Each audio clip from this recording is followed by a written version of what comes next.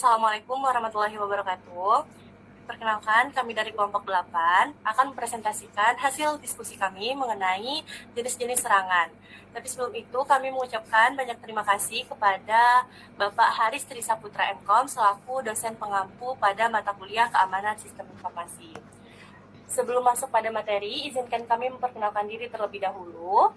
Perkenalkan, saya Bilbina Azra Anzani bersama teman-teman saya, Lukiana Alia Cahyani, Nizlamia Alfaina, dan Salsabila Mumtaz. Nah, langsung aja kita masuk ke materi yang pertama, yaitu mengenai crypto mining.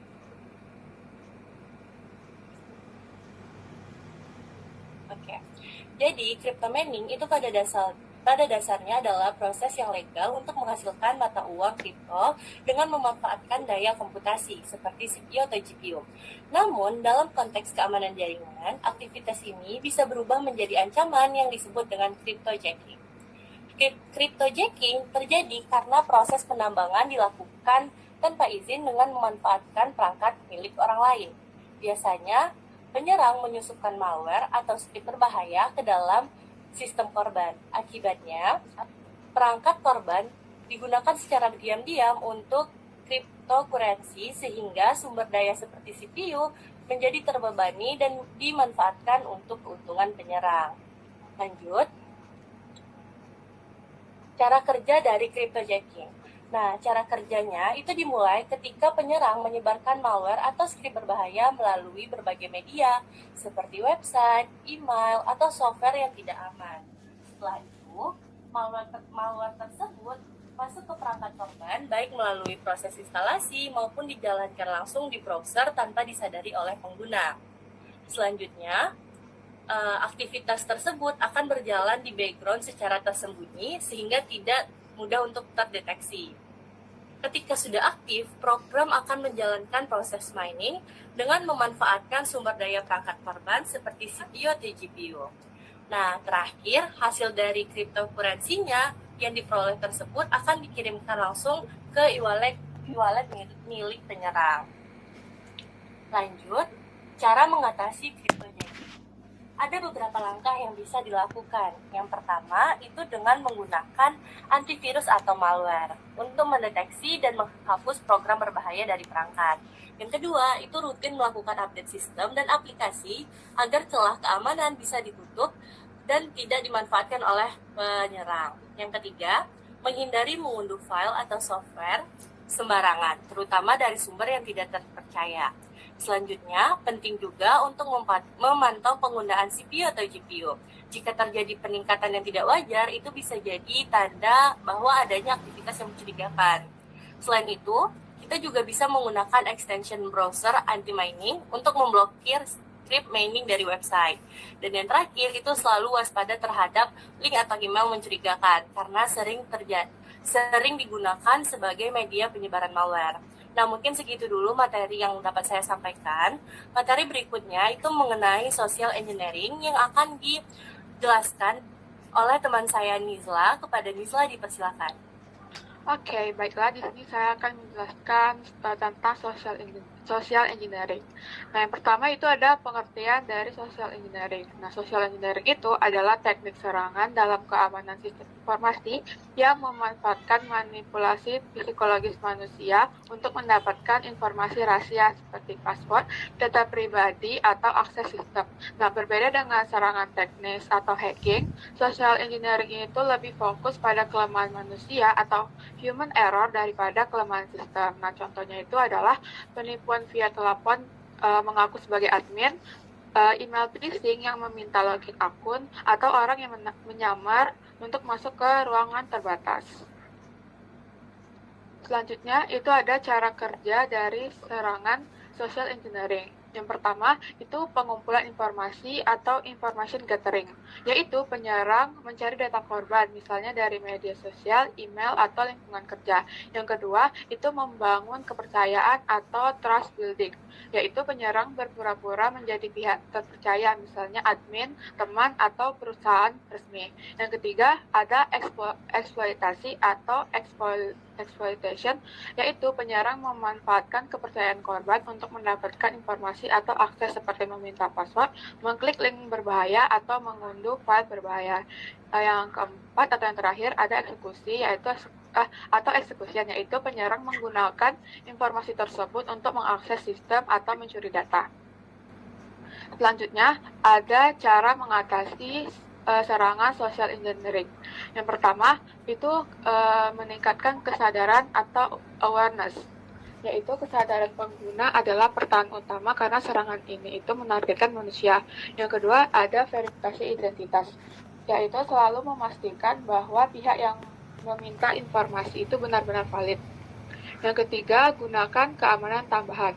Menambahkan lapisan keamanan untuk melindungi akun dan sistem keamanan tambahan seperti 2FA atau two-factor authentication yang dapat mencegah akses ilegal. Yang keempat, jangan sembarangan klik-klik.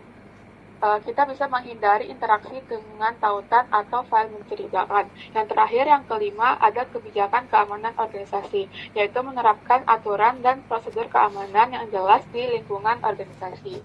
Baiklah, sekian dari saya kembalikan ke Terima kasih moderator. kepada teman saya Nizi. Materi berikutnya akan dijelaskan oleh teman saya Alia. Kepada Alia dipersilakan. Oke, selanjutnya itu ada kebocoran data. Nah, kebocoran data itu yang pertama kita ke konsepnya dulu. Kebocoran data adalah kondisi di mana informasi penting, rahasia, atau sensitif keluar dari sistem tanpa izin pihak yang berwenang.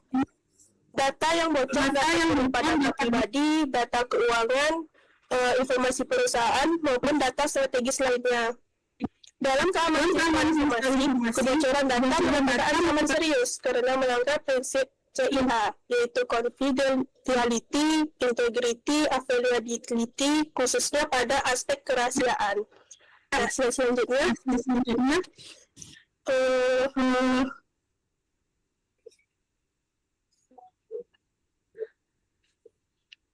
lanjut ke slide selanjutnya. Nah, kebocoran data dapat berasal dari internal, misalnya itu penyalahgunaan hak akses oleh pegawai, human error seperti salah kirim, salah hapus data, dan juga kebocoran oleh staff. Eksternal itu peretasan atau hacking, malware, atau cyber crime. Oke, jadi kebocoran data ini bukan cuma karena hacker, tapi juga sering terjadi karena kesalahan manusia sendiri di dalam organisasi, misalnya salah kirim file atau tidak sengaja membagikan data.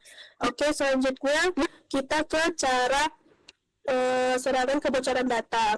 Kebocoran data terjadi melalui beberapa tahapan, yaitu mencari celah, masuk ke sistem, mengambil data, dan mengirim ke penyerang. Nah, yang pertama itu ada akses tidak sah. Penyerang mencoba masuk ke sistem menggunakan brute force, yaitu menebak password. Terus juga yang kedua itu pakai data bocor sebelumnya. Dan juga dengan passwordnya yang lemah, sehingga berhasil login, penyerang dapat langsung mengakses dan menyalin data. Nah, di sini penyerang berpura-pura jadi user asli, jadi sistem tidak sadar kalau itu sebenarnya hacker. Nah, yang kedua itu malware. Nah, penyerang mengisikan program berbahaya ke perangkat korban. Yang pertama itu seperti diam-diam mencuri data, lalu membuka akses belakang atau backdoor, lalu ransomware yang mengunci data lalu minta tebusan. Malware bekerja di background tanpa disadari pengguna. User biasanya tidak sadar karena malware ini berjalan diam-diam, padahal data sedang dikirim ke penyerang. Yang ketiga itu ada social engineering, yaitu rekayasa sosial. Penyerang memanipulasi korban dengan email phishing, yang palsu, dan menyamar sebagai admin. Korban sendiri yang memberikan data tanpa sadar. Ini paling berbahaya karena bukan sistem yang dibobol, tapi manusia yang ditipu. Lalu yang keempat itu ada kesalahan manusia atau human error. Kesalahan pengguna seperti salah kirim email, berisi data penting, upload data ke publik, tidak mengamankan file. Jadi data bocor tanpa adanya serangan langsung. Kadang tanpa hacker pun data bisa bocor karena hanya kelalaian pengguna. Dan yang kelima ada eksploitasi kerentanan sistem. Penyerang memanfaatkan celah sistem dengan SQL injection atau aplikasi dan juga sistem tidak diupdate. Penyerang bisa masuk ke database dan mengumpulkan data. Kalau sistem tidak diupdate, itu seperti pintu yang terbuka yang bisa dimanfaatkan penyerang. Slide selanjutnya.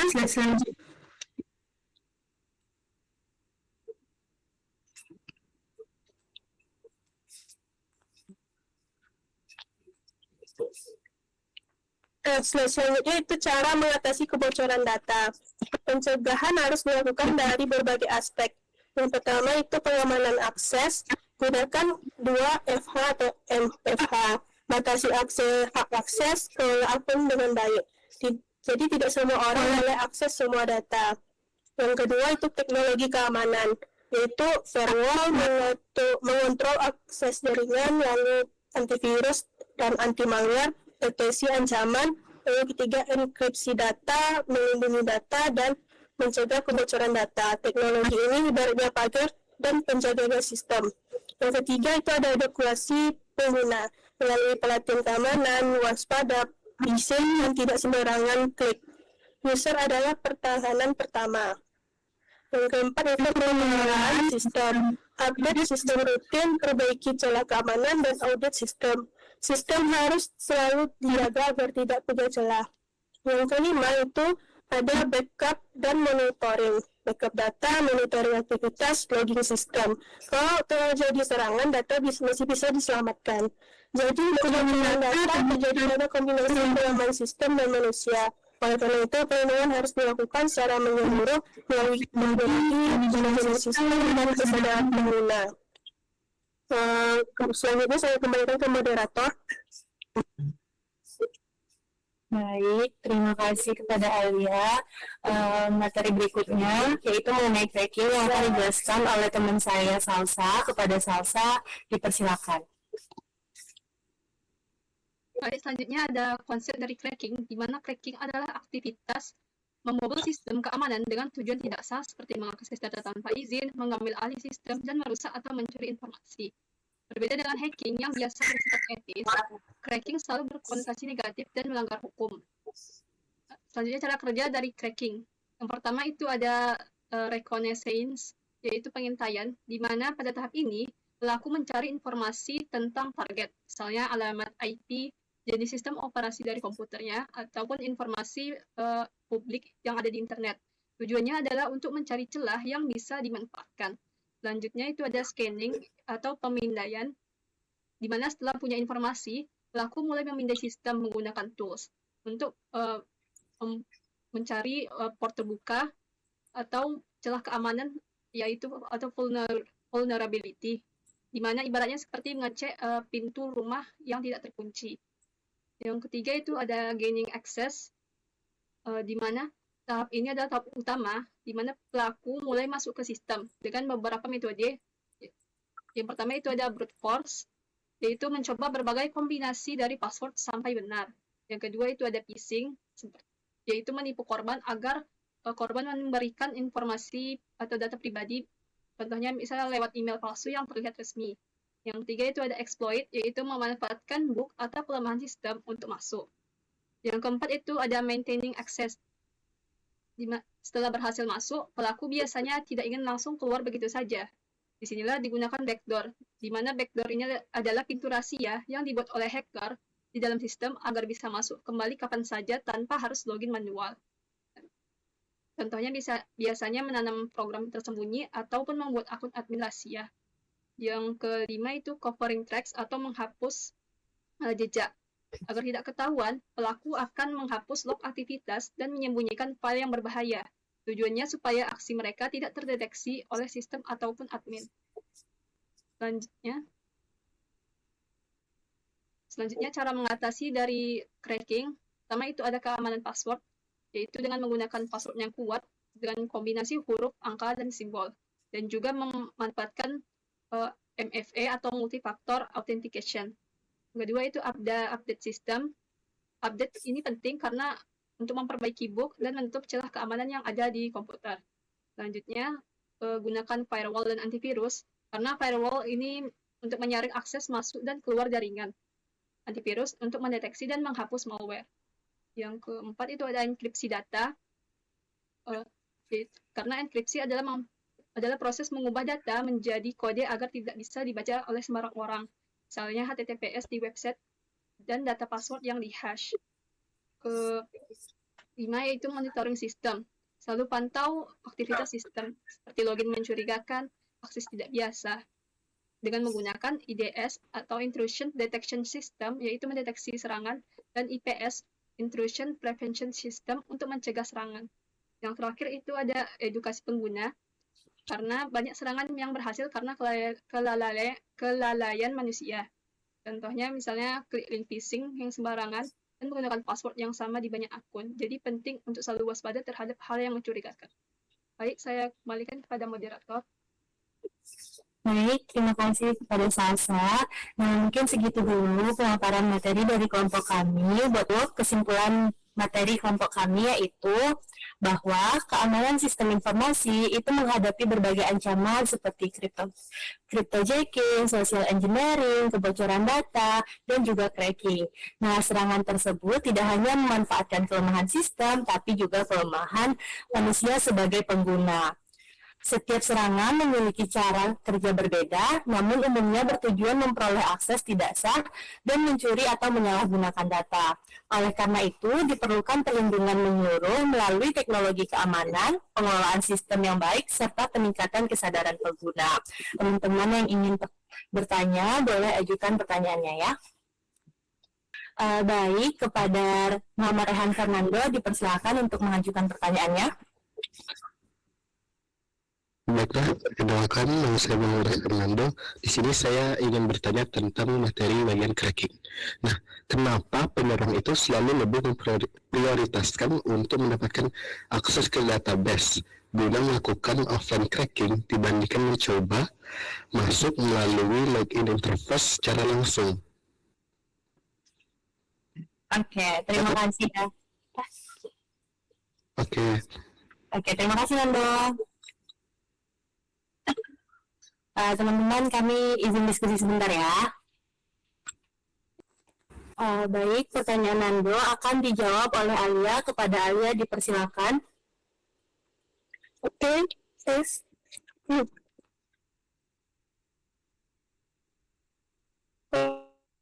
Saya akan menjawab pertanyaan dari Nando. Penyerang lebih memilih offline cracking karena tidak ada batasan percobaan. Short tanpa limit atau jauh lebih cepat, tidak terdeteksi sistem, dan bisa menyerang banyak akun sekaligus dari database. Sedangkan online cracking terbatas oleh rate limit, mudah terdeteksi. Penyerang lebih memilih offline cracking karena tidak ada batasan, seperti yang tadi dijelaskan. Nah, sedangkan kalau online, seperti tadi dijelaskan, itu terbatas oleh rate limit, captcha, dan mudah deteksi. Apakah Nando paham dengan jawaban tadi? Paham. Jawaban yang bagus. Terima kasih, Reva. Baik, terima kasih kepada Nando dan teman-teman semua yang telah berpartisipasi pada pemaparan materi kita pada hari ini. Kami mohon maaf atas segala kesalahan dan kekurangan. Kami sudahi. Wassalamualaikum warahmatullahi wabarakatuh.